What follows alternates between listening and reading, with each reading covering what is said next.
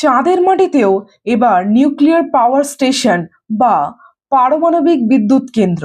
কি বিস্ময়কর বলে মনে হচ্ছে? বিস্ময়কর হলেও এবার চীন রুশ মেলবন্ধনে এটি বাস্তবায়িত হতে চলেছে।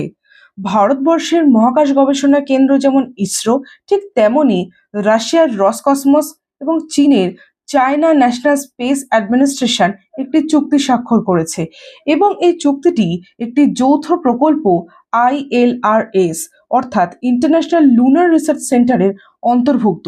2021 সালে এই যৌথ প্রকল্পের চুক্তিটি চীন এবং রাশিয়া দ্বারা স্বাক্ষরিত হয়।